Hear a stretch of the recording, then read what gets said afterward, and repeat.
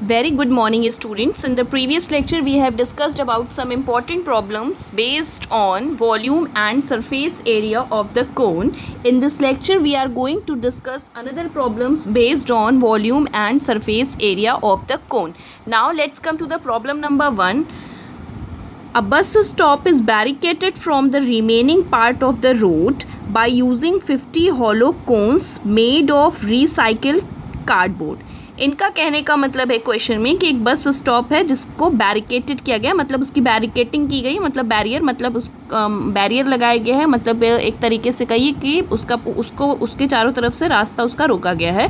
From the remaining part of road के remaining part से by using 50 hollow cones, 50 hollow cones को use करके क्या किया गया है, ये इसकी बैरिकेटिंग की गई है ऑफ रिसाइकिल्ड कार्डबोर्ड लिया गया है. कार्डबोर्ड का रिसाइकलिंग से 50 हॉलो कोन्स बनाए गए हैं और उन हॉलो कोन्स के हेल्प से क्या किया गया है, बैरिकेटेड मतलब बैरियर बनाया गया है.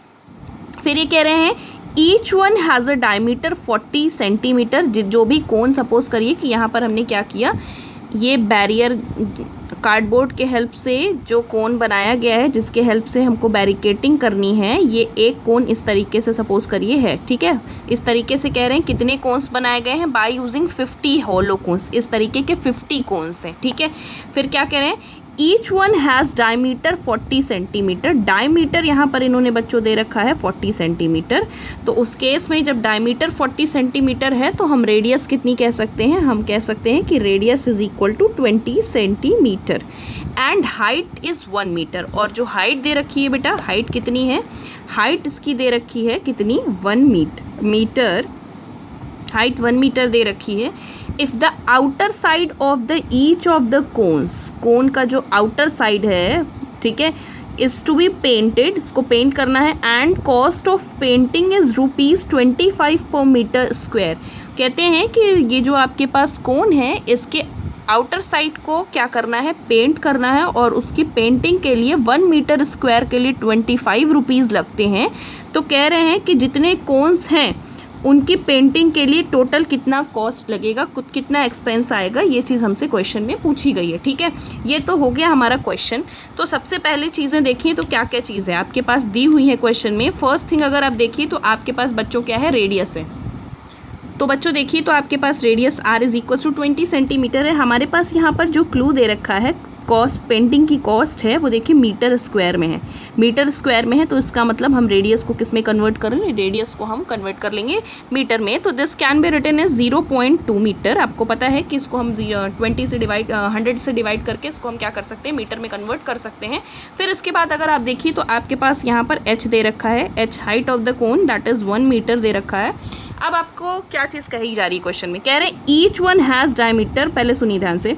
If the outer side of the each of the cone is to be painted. Suppose करिए कि ये जो कोन है जिसको हमने कार्डबोर्ड के हेल्प से बनाया है, इसके आउटर साइड को अगर आपको पेंट करना है तो इसका मतलब कि इसकी कर्व्ड सरफेस एरिया को आपको पेंट करना है. मीन्स हम लोगों को curved surface area find out करना है.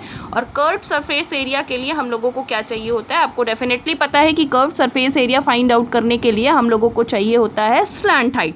तो slant height is equals to होता है √h² plus r², √h² plus r². और यहाँ से अगर आप देखिए तो h² plus r² means 1² plus 0.2 का whole square. This will become √1² means 1 plus 0.04. और इस तरीके से ये आपको मिलेगा 1.04 आफ्टर सॉल्विंग इट. क्या यहाँ पर देखिए दे रखा है कि √1.04 इज इक्वल टू हमें 1.02 कंसीडर करना है. तो इस तरीके से 1.02 मीटर इसकी क्या चीज़ हमें मिल गई, इसकी स्लैंट हाइट मिल गई. अब हम लोगों को देखिए क्या चाहिए, curved surface area. Curved surface area का फॉर्मूला होता है, क्या होता है, पाई r इंटू एल, ठीक, पाई r l. Curved surface area of one कोन जिसको बैरिकेटिंग के लिए यूज़ किया गया है उसका फॉर्मूला होता है पाई r l. पाई r l मीन्स पाई की वैल्यू यहाँ पे इन्होंने कितनी कंसीडर करने को बोली है, 3.14. तो हमने 3.14 कंसीडर कर लिया. r की वैल्यू अगर आप देखिए तो r की वैल्यू 0.2 इंटू 0.2. फिर इस तरीके से और एल की सॉरी आर की वैल्यू 0.2, ये एक चीज़ मिल गई, और एल की वैल्यू आपके पास क्या है इंटू 1.02, ठीक है। ये मीटर स्क्वायर हमें मिल गई कर्व सरफेस एरिया इस कोन की, ठीक। अब ऐसे कितने कोन्स हैं बच्चों, अगर आप देखिए तो कितने कोन्स दे रखे हैं इस तरीके से, अगर आप ध्यान से देखने की कोशिश करिए तो ये कह रहे हैं कि टोटल यहाँ पर कितने कोन यूज़ हुए हैं, टोटल यहाँ पर 50 कोन्स यूज़ हुए हैं। यहाँ पर क्वेश्चन में दे रखा है कि बाय यूजिंग 50 हॉलो कोन्स, तो 50 हॉलो कोन्स की अगर हम बात करते हैं तो 50 हॉलो कोन्स की कर्व्ड सरफेस एरिया क्या हो जाएगी, तो curved surface area of 50 hollow cones, 50 hollow cones की कर्व्ड सरफेस एरिया बच्चों क्या हो जाएगी 3.14 इंटू 0.2 इंटू 1.02, और इसी में हमने क्या कर दिया 50 से मल्टीप्लाई कर दिया, और after multiplying it we will get, हमको मल्टीप्लाई करने के बाद आई थिंक मिलेगा 32.028 मीटर स्क्वायर, इसके मल्टीप्लाई करने के बाद हमें मिलेगा। अब ध्यान से समझिएगा क्या चीज़ कही जा रही है, कह रहे हैं कि 1 मीटर स्क्वायर की पेंटिंग के लिए लगता है 25 रुपीज़, ठीक। तो अब देखो हमारे पास कितने मीटर स्क्वायर हैं, बोला गया कि 1 मीटर स्क्वायर की पेंटिंग के लिए कितना रुपीज़ लगता है 25 रुपीज़ लगते हैं, ठीक। कितने मीटर स्क्वायर हमारे पास टोटल है पेंटिंग के लिए, हमारे पास है 32.028, तो 32.028 मीटर स्क्वायर की पेंटिंग के लिए कितना लगेगा, 32.02 स्क्वायर की पेंटिंग के लिए अगर आप देखिए तो आपका यहाँ पर कितना चार्ज लगने वाला है, तो लगेगा 32.028 मल्टीप्लाइड बाय 25। तो इस तरीके से अगर आप देखिए तो आपको यहाँ से क्या हो जाएगा, आपको यहाँ से मिल जाएगा कि हमको इतना चार्ज देना है पेंटिंग के लिए, और इस तरीके से जो भी आंसर आएगा वो मुझे आप क्लासरूम में बताने वाले हैं कि कितने रुपीज़ यहाँ पर इसका कितना पूरा कॉस्ट आएगा, कितना एक्सपेंस आएगा, और जितने स्टेप पे हमने कैलकुलेशन की, इस स्टेप पे सारे स्टेप पे कैलकुलेशन आप एक बार क्या कर लीजिएगा, रीचेक कर लीजिएगा, ठीक है। Now let's come to the another problem. Next problem is what length of tarpaulin 3 meter wide will be required to make conical tent of height 8 meter and base radius 6 meter. Assume that the extra length of the material that will be required for stitching margins and wastage in cutting is approximately 20 centimeter. ठीक, question में देखिए क्या चीज़ पूछी जा रही है। इस तरीके के क्वेश्चंस हम लोगों ने पहले डिस्कस ऑलरेडी कर रखे हैं, लेकिन एक स्पेसिफिक रीज़न की वजह से हम लोगों ने क्या किया, इस क्वेश्चन को डिस्कस किया।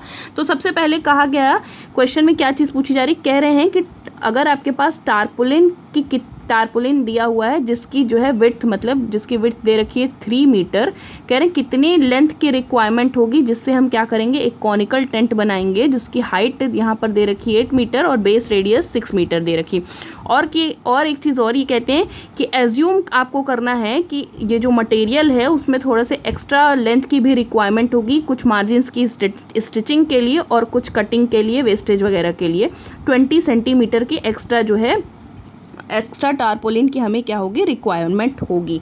तो बस इसमें यहाँ से पूछा जा रहा है कि कितने लेंथ की टारपोलिन की हमें टोटल रिक्वायरमेंट है, ठीक है। अब टारपोलिन का मतलब क्या होता है, टारपोलिन की अगर हम बात करें तो ये it is a strong material that water can not pass through. ये एक स्ट्रॉन्ग मटेरियल होता है जिसमें से वाटर पास नहीं होता। जनरली ये देखिए रेन से प्रोटेक्ट करने के लिए हम यूज़ करते हैं डेली लाइफ में।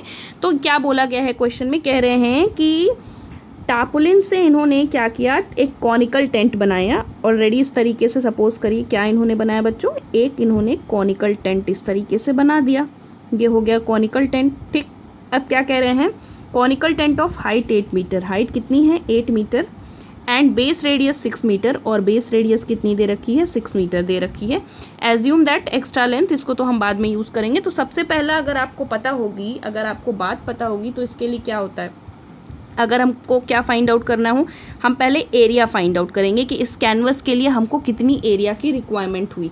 तो उसके लिए आपके पास देखिए आर दे रखा है कितना 6 मीटर, आपके पास एच दे रखा है 8 मीटर। तो यहाँ से आप एल फाइंड आउट कर लीजिए, √h² plus r² is equals to, यहाँ से अगर 60 h² means 8² plus 6², so it will become 64 plus 36, I think ये बनेगा 100।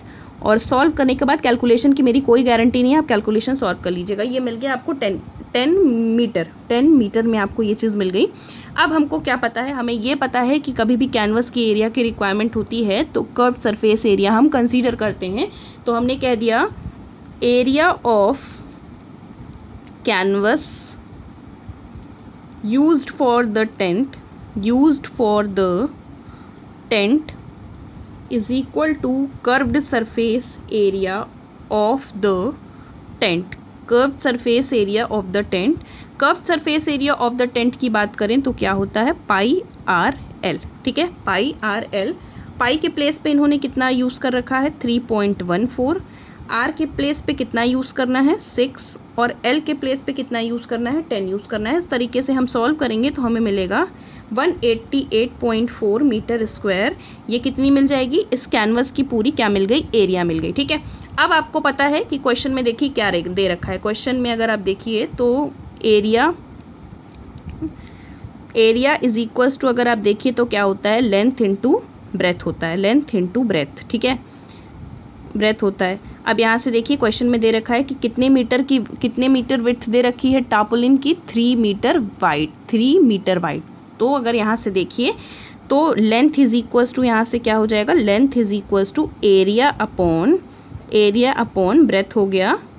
और अगर एरिया की बात की जाए तो एरिया कितनी दे रखी है, एरिया 188.4 हम लोगों ने फाइंड आउट किया और ये हमें मिल गया क्या चीज़, हमें इसकी मिल गई ब्रेथ। ठीक है, अब इसकी ब्रेथ हमें मिल गई तो हम इसे सॉल्व करेंगे तो 3 6 18, 3 2 6 एंड पॉइंट, ये आपको 8 मीटर ये मिल गया, ये मिल गई एरिया। इसकी मतलब हमने टोटल क्या यूज़ किया, टोटल 62.8 मीटर टार्पोलिन यूज़ किया। अब क्वेश्चन में देखिए ये जो टार्पोलिन यूज़ हुआ उसमें ये जो हम लोगों ने यूज़ किया था वो टार्पोलिन ये टेंट की मेकिंग के लिए यूज़ हुआ। अब क्वेश्चन में देखिए क्या कह रहे हैं, assume that the extra length of the material that will be required for stitching margins and wastage in cutting is approximately 20 centimetre. तो क्वेश्चन में कह रहे हैं कि हमने 20 सेंटीमीटर जो है एक्स्ट्रा लेंथ एक्स्ट्रा टार्पोलिन भी यूज़ किया है। किन किन चीज़ों के लिए, एक तो स्टिचिंग के लिए और दूसरी जो है कटिंग के लिए, वेस्टेज कटिंग के लिए। तो यहाँ से अगर आप देखिए तो द एक्स्ट्रा मटेरियल रिक्वायर्ड जो एक्स्ट्रा मटेरियल की रिक्वायरमेंट हुई वो कितनी थी 20 सेंटीमीटर। तो हमारा जो भी वर्क चल रहा है वो मीटर में चल रहा है तो हम इसे मीटर में कन्वर्ट करेंगे तो किस में हो जाएगा, ये 0.2 मीटर हो जाएगा। कन्वर्ट करने के लिए 100 से डिवाइड कर देंगे तो आपको मिल जाएगा मीटर में। अब टोटल लेंथ पूछी जा रही है तो द टोटल बेसिकली यहाँ पर जो एक्स्ट्रा वाला जो आपको पोर्शन दे रखा था, assume that the extra length of the material, इसीलिए हमने आपको ये क्वेश्चन बताया। The total length of the tarpaulin is equal to कितना बन जाएगा, पहले ये दे रखी थी इतना टेंट में यूज़ हुआ 62.8 और ये इतना पोर्शन आपका एक्स्ट्रा यूज़ हुआ तो 0.2 मीटर। तो ये मिल करके कितना बन गया 63 मीटर बन गया। मतलब टोटल जो टार्पोलिन जो है आपके पास यूज़ हुआ है, जो ये पॉलीथिन टाइप की चीज़ होती है, ये टोटल 63 मीटर यूज़ हुआ। ठीक है, now let's come to the another problem. देखिए ये प्रॉब्लम बहुत थोड़ा सी अच्छी है प्रॉब्लम, इसको ध्यान से समझिएगा। A cylinder lies with in a cube touching all it's vertical faces. पहली चीज़ यहाँ पे क्या कही गई कि एक सिलेंडर है जो क्यूब में क्या करता है, लाई करता है और उसके सारे वर्टिकल फेसेस को क्या करता है, टच करता है। फिर कह रहे हैं अ कोन लाइज इनसाइड द सिलेंडर। अब सिलेंडर के अंदर भी एक चीज़ लाई कर रही है, वो क्या है, कोन है। कह रहे हैं if their heights are same, मतलब सिलेंडर और कोन की हाइट्स अगर कह रहे हैं सेम है विद द सेम बेस भी सेम है, तो कह रहे हैं find the ratio of their volume. ठीक है, तो हमसे क्या पूछा जा रहा है, हमारे पास जो 3 यहाँ पर ज्योमेट्रिकल शेप यूज़ किए गए, सिलेंडर, क्यूब और कोन, इनके वॉल्यूम जो भी मिलेंगे उनका हमें क्या फाइंड आउट करना है, रेशियो फाइंड आउट करना है। तो फर्स्ट ऑफ ऑल हम आपको डायग्राम के थ्रू एक्सप्लेन करेंगे कि क्या चीज़ यहाँ पर कही गई। तो यहाँ से मैं ड्रॉ करने की कोशिश करती हूँ, आप परफेक्टली ड्रॉ नहीं हो पाएगा लेकिन आप फिर भी देखिए। सबसे पहला काम इन्होंने क्या ले रखा है, इन्होंने कहा कि एक क्यूब है। ठीक, तो आप भी क्यूब ड्रॉ करना स्टार्ट करिए। इन्होंने क्या ले रखा है, ये प्रॉपर शेप नहीं आ पाएगा। ये इन्होंने क्यूब ले रखा है तो गड़बड़ हो गया। चलिए, क्या कह रहे हैं क्वेश्चन में? कह रहे हैं कि इसके जो भी वर्टिकल जो इसका क्या क्वेश्चन में क्या कह रहा है, इट्स वर्टिकल फेसेस, ये जो सिलेंडर है वो क्यूब के सारे वर्टिकल फेसेस को टच करता है। तो इसको इस तरीके से हमने क्या किया, बना लिया। ये क्या कर रहा है, इसके सारे वर्टिकल फेसेस को क्या करता है, सिलेंडर टच करता है। ये प्रॉपर शेप में नहीं आ पाया, आप इसे बना लीजिएगा। फिर देखिए ये क्या कह रहे हैं क्वेश्चन में, फिर कह रहे हैं अ कोन लाइज इनसाइड द सिलेंडर। कह रहे हैं ये इसको भी टच करेगा। जस्ट वेट, हाँ फिर से मैं ड्रॉ करती हूँ। क्वेश्चन में कहते हैं कि पहले एक क्यूब बनाया इन्होंने, ठीक है। देखिए फाइनली हमने क्या लिया, हमने एक क्यूब ले रखा है यहाँ पर। क्या कह रहे हैं, a cylinder lies with in a cube touching all vertical faces. कह रहे हैं कि एक क्यूब लिया और सिलेंडर उसमें क्या करता है, उसके सारे वर्टिकल फेसेस को क्या करता है, टच करता है। तो हमने एक प्रॉपरली तो नहीं बन पाया है, लेकिन फिर भी मैंने कोशिश की है। एक क्यूब लिया और उसमें एक सिलेंडर जो था वो लाई करता है इसके सारे वर्टिकल फेसेस को टच करता हुआ। फिर क्या कह रहे हैं क्वेश्चन में फिर कह रहे हैं कि देखिए अ कोन लाइज इनसाइड द सिलेंडर। अब कोन, अब यहाँ पर अब सिलेंडर के अंदर एक कोन लाई करेगा, ये कह रहे हैं। और कह रहे हैं if their heights are same with the same base. तो अब यहाँ से कोन लाई करेगा, इसकी सपोज करिए ये हाइट है सिलेंडर की, तो ये इस तरीके से बना और यहाँ पर क्या करता है, एक कोन भी लाई करता है। तो इस तरीके से ये हमारा कोन मिल गया। तो यहाँ पर देखिए तो आपके पास 3 ज्योमेट्रिकल स्ट्रक्चर हैं। एक स्ट्रक्चर क्या है, एक स्ट्रक्चर क्यूब है, क्यूब के अंदर सिलेंडर है और सिलेंडर के अंदर कोन है, ठीक है। तो इस तरीके से टोटल आपके पास ये चीज़ मिल गई, ठीक है। अब ध्यान से समझिएगा कैसे क्या चीज़ क्वेश्चन में पूछी जा रही। कह रहे हैं कि find the ratio of their volume. उनके वॉल्यूम्स का आपको क्या बताना है, रेशियो बताना है। मीन्स आपको बताना है, सपोज करिए कि हमने V1 कह दिया क्यूब के वॉल्यूम को, V2 कह दिया सिलेंडर के वॉल्यूम को, और V3 कह दिया किसके वॉल्यूम को, V3 कह दिया कोन के वॉल्यूम को। तो बेसिकली हमको इसी की वैल्यू को क्या करना है, आपको बताना है। अब सपोज करिए कि हमने सपोज कर लिया कि let us suppose that edge of the cube की एज क्या है, ए यूनिट। हमने सपोज कर लिया कि क्यूब की एज जो है वो कितनी है, इसको प्रॉपरली आप कर लीजिएगा सॉल्व। ये सपोज कर लिया हमने कि क्यूब की पूरी एज कितनी दे रखी है, ये कितनी है पूरी, ए यूनिट, ठीक। कितना दे रखा है, ए यूनिट, ध्यान से समझिएगा, ठीक। अब जब क्यूब की एज 1 यूनिट है तो वो हम पहले क्यूब के बारे में फाइंड आउट करेंगे चीज़ें। क्यूब के बारे में चीज़ें फाइंड आउट करेंगे तो फर्स्ट थिंग क्यूब का क्या फाइंड आउट करेंगे, वॉल्यूम। तो वॉल्यूम ऑफ द क्यूब का फॉर्मूला क्या होता है, ए क्यूब। तो ये ए क्यूब क्यूबिक यूनिट हमें क्या मिल गया, volume of the cube. Volume of the cube is equal to A cube cubic unit. ये चीज़ हमें मिल गई, ठीक है। आपको पता है यहाँ पर फॉर्मूला अप्लाई किया गया एच का क्यूब। अब यहाँ से देखिए तो हमने इसको V1 से डिनोट कर दिया ए क्यूब, ये मिल गया हमें ए क्यूब क्यूबिक यूनिट। अब दूसरी चीज़ पे आते हैं। दूसरी चीज़ अगर आप देखिए तो दूसरी चीज़ क्या कह रहे हैं, ध्यान से देखने की अगर आप कोशिश करिए तो दूसरी चीज़ हमारी है सिलेंडर। सिलेंडर पे आते हैं तो सिलेंडर की बात करें तो सिलेंडर के वॉल्यूम के लिए अगर हम सोचें तो देखिए ध्यान से समझिए, ये जो इसका लोअर पोर्शन है सर्कुलर पोर्शन, ये सर्कुलर पोर्शन पूरा इस तरीके से इसको टच कर रहा है, ठीक। अब देखिए ये पूरी जो लेंथ है, ये वाली पूरी लेंथ जो एज ऑफ द क्यूब है, ये सिलेंडर का जो सर्कुलर एंड है ये उसका डायमीटर है, ठीक। अगर यहाँ से यहाँ तक पूरा देखिए, इस पोर्शन से इस पोर्शन तक देखिए तो ये क्या है, सिलेंडर का जो सर्कुलर एंड है ये एज अ डायमीटर पूरा उसका ए वर्क कर रहा है। तो ये पोर्शन, ये वाला जो पोर्शन है ये इसका सेंटर हो जाएगा, तो ये पोर्शन a/2 होगा और ये पोर्शन भी a/2 होगा। तो इस तरीके से अगर आप देखने की कोशिश करिए तो हमने क्या कह दिया कि सिलेंडर के लिए जो रेडियस हो जाएगी वो रेडियस कितनी बन जाएगी, रेडियस बन जाएगी a/2, ठीक है। सिलेंडर के लिए जब रेडियस आपके पास a/2 बन गई तो क्या हमें चाहिए था, वॉल्यूम। क्या होता है फॉर्मूला सिलेंडर का, पाई r² h, ठीक है। और अगर सिलेंडर के हाइट की बात करते हैं तो ये पूरा का पूरा हाइट यहाँ से लेकर यहाँ तक अगर आप देखिए इसकी हाइट की बात कर दें तो हाइट कितनी हो गई, हाइट आपकी हो गई a। हाइट आपकी क्या हो गई बच्चों, हाइट हो गई a यूनिट, ठीक है। अब ध्यान से समझिए, pi r² h means 22/7 r square की अगर हम बात करते हैं तो a/2 का होल स्क्वायर, और h की बात करते हैं तो a। तो इस तरीके से अगर आप देखिए तो 22/7 a square upon 4 into a, 2 1 ज़ा 2, 2 1 ज़ा 2, ये 2 2 ज़ा 4, इस तरीके से हमें क्या मिला 11a³ अपॉन 14 क्यूबिक यूनिट मिल गया। क्या चीज़? क्यूबिक यूनिट हमें मिल गया वॉल्यूम ऑफ द सिलेंडर, और इसको हम V2 से रिप्रेजेंट करते हैं। ठीक है, अब तीसरी चीज़ जो हम लोगों को फाइंड आउट करनी है, थर्ड थिंग है, that is volume of the कोन। क्या है? कोन के बारे में बात करते हैं, तो कोन आपका क्या है? Volume of the cone.